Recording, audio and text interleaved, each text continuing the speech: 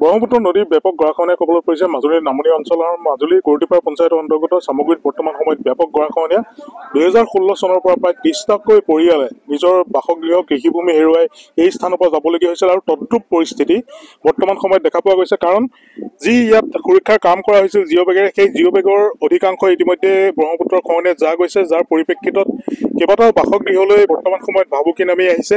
কাৰণ তেওঁলোকে যি প্ৰধানমন্ত্ৰী গ্ৰামীণ আৱাস যোজনাৰ অধীনত যি বাসগৃহ লাভ কৰিছিল, কাষতে তেওঁলোকে নিৰ্মাণ কৰিছিল, বহুত টকা পইচা তেওঁলোকে ধন ব্যয় কৰি তেওঁলোকে নিৰ্মাণ কৰা এই বাসগৃহসমূহ ইতিমধ্যে খহনীয়াত যাহ যোৱাৰ উপক্ৰম হৈছে।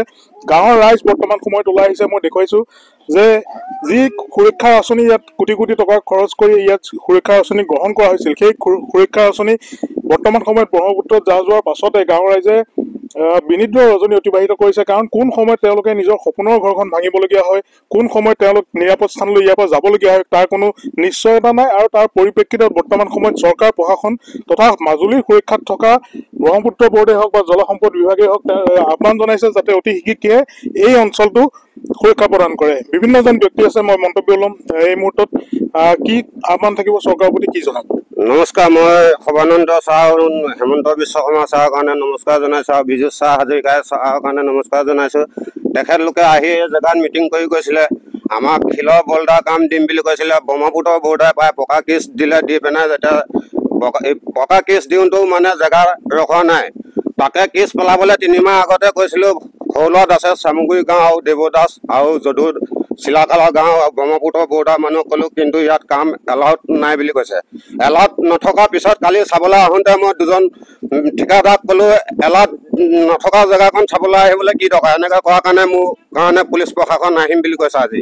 তাকে নৰেন্দ্ৰ মোদীক আৰু হেমন্ত বিশ্ব শৰ্মা, বিজু চাহ আৰু সৰ্বানন্দ চাহক কাৰণে ত্ৰিপুল নমস্কাৰ জনাইছোঁ। আমাৰ ক'বলগীয়া বাধ্য একোৱেই নাই। নদী কাণতে চৰকাৰে ঘৰে কোঠালি দিছিলে আৰু বন্ধন গোটৰ পৰা লৈ খুজি মাগি যেনে তেনে ঘৰে কোঠালি বনাইছিলোঁ।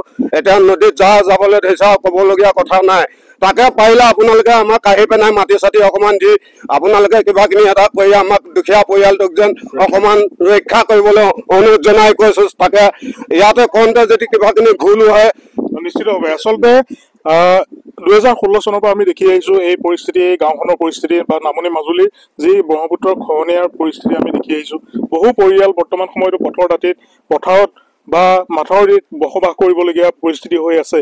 আপুনিও ভুক্তভোগী আছিলে। বৰ্তমান সময়ত একেই পৰিস্থিতি আৰু কেইবাটাও বাসগৃহলৈ ইতিমধ্যে ভাবুকি আহিছে।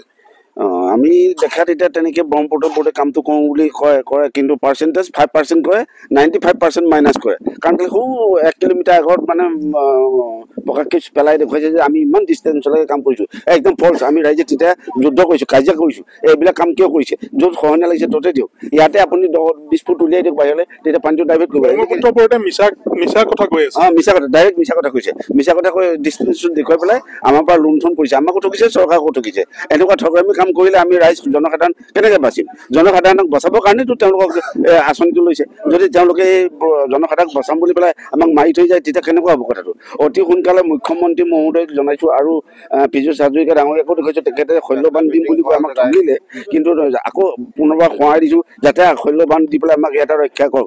যদি ৰক্ষা নকৰে আমি 2জনলৈকে সকলোলৈকে কৈছোঁ আমাক পুনৰ সংস্থাপন দিয়ে যেন, এয়া আমি চৰকাৰৰ ওচৰত আহ্বান জনাইছোঁ। এই স্থানলৈ খহনীয়া পৰিদৰ্শন কৰিবলৈ এই স্থানলৈ বহু নেতা মন্ত্ৰী বা বিভিন্নজন আহি গৈছিলে, কিন্তু তাৰ পাছতো বৰ্তমান সময়ত এই স্থানত খহনীয়া সুৰক্ষা নহ'ল। মই আপোনাৰ ওচৰলৈ আহিছোঁ, কি ক'ব? আচলতে বহুতে এতিয়া নিজৰ ঘৰখনক লৈ চিন্তিত হৈ পৰিছে। কাৰণ প্ৰধানমন্ত্ৰী গ্ৰামীণ আৱাস যোজনাৰ অধীনত যি ঘৰ পাইছিলে, বহু ধন ব্যয় কৰি তেওঁলোকে নিৰ্মাণ কৰিছে, কিন্তু এই খহনীয়া আচলতে তেওঁলোকৰ ঘৰখন ভাঙি নিয়াৰ উপক্ৰম হৈছে। ভাঙি নিয়া মানে কি আৰু, এতিয়া আমাৰ ল'ৰা ছোৱালীৰ সৈতে আমাৰ এতিয়া নদীৰ কাষত পৰি আছোঁ। আমি আপোনালোকে দেখিছে, আমি ৰাতি এতিয়া শুবলৈ মানে আমি টোপনি মাৰি শুবলৈ ভয় হৈছে। আজি ৰাতিটো যে চাৰা ৰাতিটোৱে উঠা বহা কৰি থাকোঁতে ৰাতি পুৱাই গৈছে। আমাৰ ইমান নদীৰ কাষত থকা মানুহকেইঘৰৰ ওচৰত পকা কেছ এনা পেলাবলৈ কয় বোলে আমাৰ এইখিনি বোলে আমাৰ পেলাবলৈ আমাৰ দায়িত্ব নাই, আমাৰ ৰিক্স নাই বোলে, তহঁতি বলয়ে ক'লে আমি পেলাব নোৱাৰোঁ। আৰে এইকণত মানুহ আছে, সেইখিনি এতিয়া যিটো জেগাত এনে পকা কেছখিনি জাপি থৈছে সেইখিনিত এঘৰো মানুহ নাই। এইখিনিত এতিয়া চৰকাৰে ঘৰ দুটা দিছে, ঘৰ দুটা বনাই যদি মানুহ 2 মাহ 1 মাহ থাকিবলৈ ঘৰ ক্লিয়াৰ হোৱাই নাই, নদীত গুচি যাবলগীয়া হয়। গতিকে আমাৰ ডিচিশ্যনটো কি হ'ব? নিশ্চিতভাৱে আচলতে বৰ্তমান সময়ত ককা কি ক'ব এই মুহূৰ্তত আপুনি যদি অকণমান থিয় হৈ দিয়ে কি ক'ব এই মুহূৰ্তত এই যিটো খহনীয়া হৈ আছে তাত কিন্তু বৰ্তমানলৈকে কোনো ধৰণৰ কাম কৰা নাই খহনীয়া সহায় আছে এতিয়া আমি কি ক'ম আমাক অতি সোনকালে আমাক মাটি বাৰী আমাক দিব লাগে নহ'লে আমাৰ উপায় নাই হেৰি পেলালেও বস্তা পেলালেও কাম নাই আমাক অতি সোনকালে আমাক ইয়াৰ পৰা অঁতৰাই দিব লাগে আচলতে সকলোকে গুৰুত্বপূৰ্ণ কথাটো হৈছে যে মাজুলীৰ সুৰক্ষাৰ দায়িত্বত থকা যি দুটা বিভাগ ব্ৰহ্মপুত্ৰ বোৰ্ডেই হওক বা জলসম্পদ বিভাগেই হওক তেওঁলোকে RCC পাৰ্কোপাইনৰ দ্বাৰা এই সমগ্ৰ ব্ৰহ্মপুত্ৰ নদীখনত বিভিন্ন সময়ত আঁচনি গ্ৰহণ কৰি তেওঁলোকে কাম কৰিবলৈ আহে কিন্তু সেই আঁচনিও 2 বছৰ 3 বছৰ মূৰত যোৱা পৰিলক্ষিত হয় যাৰ যি মাজুলীবাসীৰ যি দাবী মাজুলীৰ স্থায়ী ভৌগোলিক সুৰক্ষা বিজ্ঞানসন্মত যি স্থায়ী সুৰক্ষা সেই স্থায়ী সুৰক্ষা কিন্তু বৰ্তমানলৈকে নহ'ল যাৰ পৰিপ্ৰেক্ষিতত বৰ্তমান সময়তো ব্যাপক গৰাখহনীয়াৰ সৃষ্টি হৈ আছে আৰু তাৰ বাবে বৰ্তমান সময়ত ৰাইজ আহি এই খহনীয়াৰ স্থানত উপস্থিত হৈছেহি মই আপোনাৰ ওচৰলৈ আহিছোঁ আচলতে যেনেদৰে সুৰক্ষাৰ কাম হ'ব লাগিছিল তেনেদৰে নাই হোৱা যি অঞ্চলত বৰ্তমান সময়ত খহনীয়া সেই অঞ্চলত বৰ্তমানলৈকে সুৰক্ষাৰ কাম নাই কৰা ইয়াৰ এটা পৰিকল্পনা হৈ আছে কি এইটো এটা যিটো ডেমক্ৰেচি এইটো ভুলকে মাৰি আছে গোটেই প্ৰক্ৰিয়াটোৱে ভুল প্ৰশাসনিকৰ লগতো কিবা এটা ব্ৰহ্মপুত্ৰ বোৰ্ডৰ এটা কিবা এটা আলোচনা আছে নেকি মই এনেকুৱা এটাহে অনুভৱ আমি ৰাইজে ভাবোঁ মাজুলী ৰাইজে এই বিষয়টো কি হৈছে কিচ খোপা দিয়ে লৈ গুচি যায় নৈ আকৌ কিচ খোপা দিয়ে নৈ লৈ গুচি যায় গতিকে ইয়াৰ যিজন মেইন ফেক্টৰ চাৰ্কুলাৰ সেইজনে গম পাইছে নাই চাইছে নাই যে আজি কুলি বুলি কয় এজনক পঠিয়াই দিছে যদু বুলি কয় এজনক পঠিয়াই দিছে সিহঁতি আহি পেলাই লেবাৰ এসোপা লৈ নাও এতিয়া চাওক গুণ্ডা নাও 3খন নাও সদায় কিচ খোপা পেলাই আছে সদায় পেলাই আছে অবিৰাম পেলাই আছে 50 কোটি টকা নৈত পেলাই আছে ইয়াত ইঞ্জিনিয়াৰ অফিচাৰ যিখিনি ব্ৰহ্মপুত্ৰ বোৰ্ডৰ কালচাৰিক এইখিনি মানুহ আমি দেখা পোৱা নাই অকল 2-3জন মানুহক আমি দেখিছোঁ সেইকেইজনে আহি পেলাই ওলাই মোলাই পেলাই দিয়ে ইয়াত পেলাই দিছে ফটো লৈছে কিচ পৰিছে ইয়াত অকণমান দেখিছে দন নাই এই তাত ফটো এটা লৈছে আমাৰ এইটো চাওক গোটেই ৰাইজে গম পায় তেনেদৰে মাজুলী সুৰক্ষাৰ কাম কৰিছে ব্ৰহ্মপুত্ৰ বোৰ্ডৰ হেমাহি পুৰা